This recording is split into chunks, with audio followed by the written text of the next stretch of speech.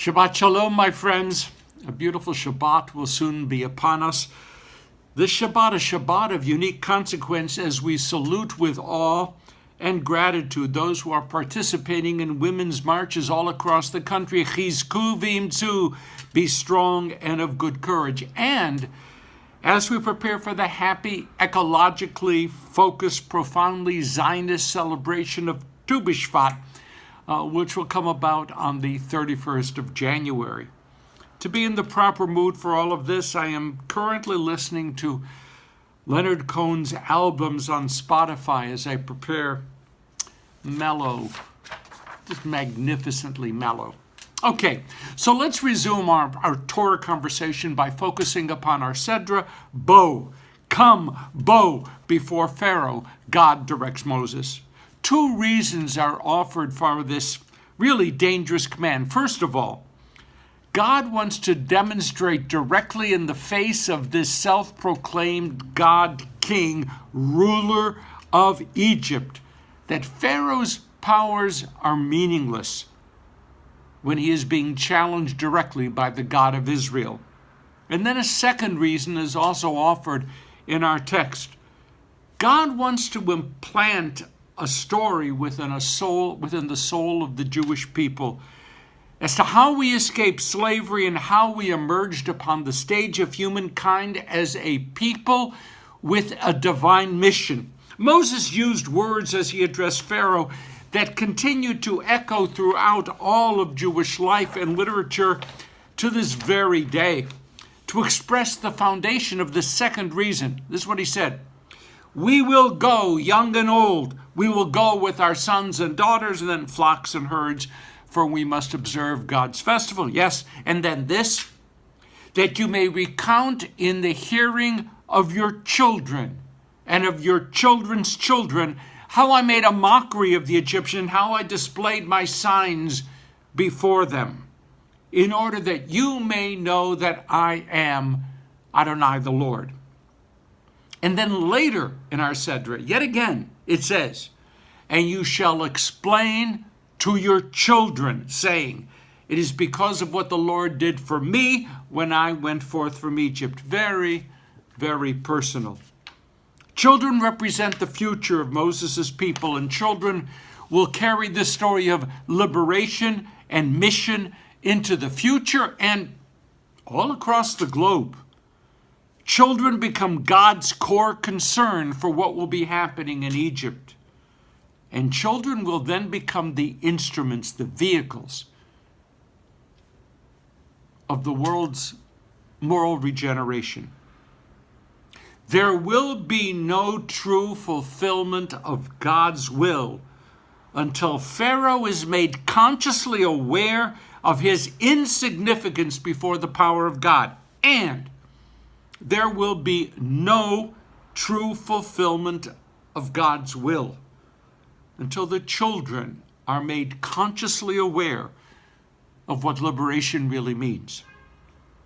These are the twin purposes of the 10 plagues, many of which are contained within our Sedra bow.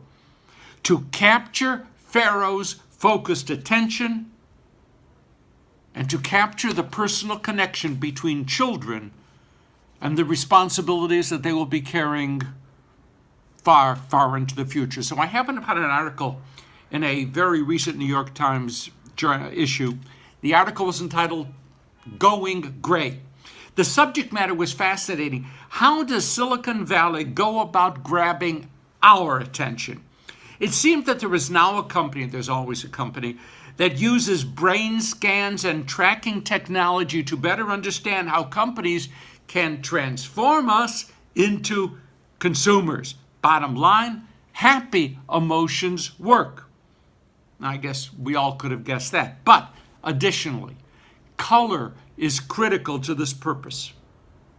It seems that color helps our brains make a rapid decision as to what is important and what is not. In the presence of bright colors, our brains seemed hardwired to believe that something that is going on is more important than something else is being carried out in a gray palette. The article concludes that we should all convert our smartphones to a gray palette so that we can lessen the powerful persuasive forces marshaled by those who want something to sell. That's a great idea. I have absolutely no intention of doing that. Now, Moses had no access to social media by which to capture attention for God's message.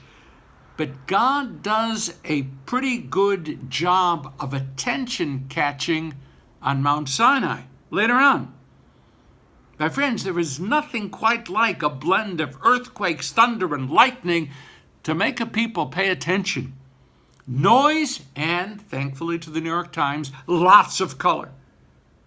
Please note that the rabbis in general don't believe that the plagues are punishments for the Egyptians or even for Pharaoh, for the enslavement of the Israelites.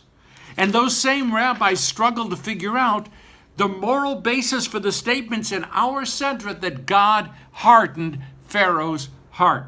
After all, since God was responsible for Pharaoh's recalcitrance, for his refusal to let the Israelites go free, then Pharaoh should bear no moral responsibility, no guilt for his cruel decisions.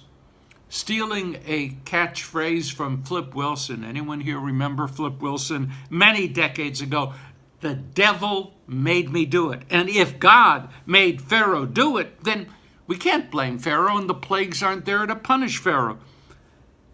So despite what the popular mind believes, plagues were not punishments. They were intended to grab Pharaoh's attention, to focus his attention on what is really happening around him. It was a difficult task. Pharaoh saw the ongoing demonstrations of God's power. Who could miss frogs and blood and hail and locusts? He also heard the cries of his people as their water sources were polluted, their cattle killed, their homes and beds infiltrated by croaking amphibians. He daily was forced to listen to his counselors telling him that there was more happening around him than even Pharaoh could properly comprehend.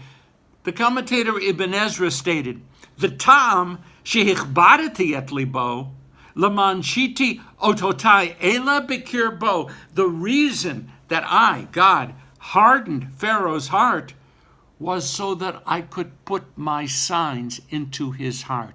I could grab his attention. Once God had decided on the liberation path, then God just had to grab Pharaoh's attention. And the children, the second reason, children, so easily distracted, so often uncertain as how to separate between what is important and what is merely interesting. The children would have to see, they would have to feel, they would have to hear the screams of Egyptian hatred, hear the screams of Egyptian pain. They would have to ask the same questions over and over again, and they would have to choose whether or not to internalize the answers they receive. In the end of it all, they, the children, would have to decide whether or not they should care, whether or not what they have experienced should become an eternal mandate for their descendants' behavior. At the end of the Exodus account, Pharaoh does submit to all of the displays of God's power, and the Israelites begin their march to freedom. But it seems that Pharaoh had trouble with processing and retaining all that he had seen. So at the end of the day, the Egyptian armies under Pharaoh's command tries to destroy the Israelites at the shores of the Red Sea. We gained our freedom. Pharaoh, poor Pharaoh. We caught his attention. He couldn't understand. What about the children then? Did they take ownership of what they had witnessed and they become instruments of redemption? Later on, the prophets, maybe 200-300 years later, severely rebuked the Israelites for having so easily forgotten what their ancestors had experienced. But my friends, we are still here. We, you and me, we, the two of us and a few others, we're studying 3,000 years after the Exodus, the story is still being told by Jews generation after generation, and the world out there continues to comprehend the Exodus as a metaphor for what God has in mind for humankind. So long as we continue telling the story to our children and grandchildren, our nephews and nieces and the kids on the block, so long as we invite our children and grandchildren to experience the Exodus through the Passover Seder, so long as we reject the wicked son, Rashad, the wicked son's answer that none of this has anything to do with me, then our role, the Jewish role in universal redemption, is still stage center 3,000 years. Still stage center.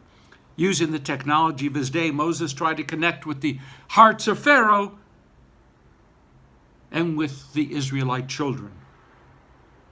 Today, now, the fate of Moses' marketing lies where it most properly belongs, in our own hands, to pass it to the next generation so they can pass it to the next generation. Well, that's it for the week.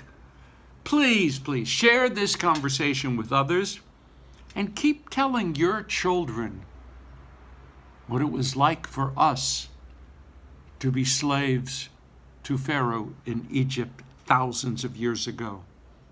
My friends, that story is a happy story, and its colors are as vibrant as the colors of the rainbow. Very attractive. We can't fail. Shabbat Shalom, and have a great week.